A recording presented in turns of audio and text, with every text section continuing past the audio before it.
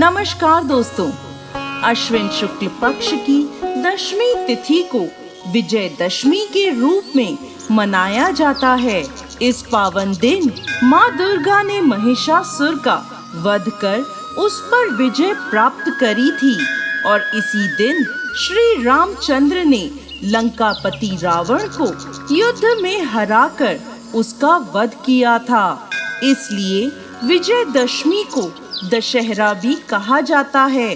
दशहरा का अर्थ है दशानन की हार। विजयदशमी को बुराई पर अच्छाई की, असत्य पर सत्य की जीत का प्रतीक माना जाता है। यह शक्ति की पूजा का पर्व है, शस्त्र पूजन की तिथि है। ऐसा माना जाता है कि इस दिन जो कार्य आरंभ किया जाता है उसमें विजय अवश्य प्राप्त होती है। पुराणों के अनुसार जब रावण ने सीता का हरण कर लिया था, तब भगवान श्री राम ने माता सीता को छुड़ाने के लिए लंका पर चढ़ाई करने से पहले ब्रह्मा जी के आदेश अनुसार माँ दुर्गा की आराधना करी थी, ताकि वह उनका आशीर्वाद प्राप्त कर सकें। आदि शक्ति जगदम्बा का पूजन नील कमल के फूलों से किया जाना था। भगवान श्री राम ने हनुमान जी को 108 नील कमल लाने के लिए भेजा। भगवान राम की आज्ञा अनुसार हनुमान जी ने एक झील से यह नील कमल तोड़े और भगवान राम को पूजन के लिए ला दिए। श्री राम भगवान ने दुर्गा माँ की मूर्ति बनाकर उसकी पूजा करी और कहा, जब तक मैं यह पूजा पूरी नहीं कर लेता तब तक मैं यहाँ से नहीं जाऊंगा। हे देवी भगवती, मेरी पूजा को स्वीकार करें। इसके बाद भगवान श्री राम ने आदि शक्ति देवी भवानी की पूजा करना आरंभ किया। उधर रावण भी अमृतत्व की प्राप्ति करने के लिए माँ जगदम्बा की पूजा कर रहा था।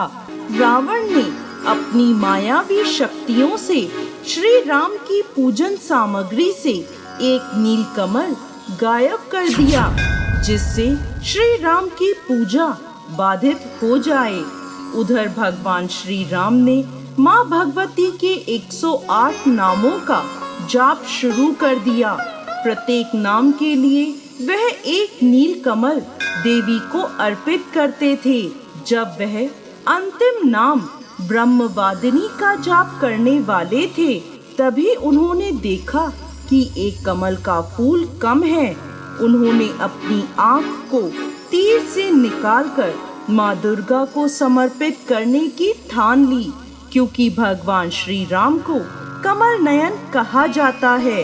तभी माँ दुर्गा वहाँ प्रकट हुई और बोली, मैं आपकी पूजा से प्रसन्न हूँ। उन्होंने भगवान श्री राम को विजय श्री का आशीर्वाद दिया। इसके बाद देवी स्वयं भगवान श्री राम के अस्त्र शस्त्रों में विराजित हो गईं।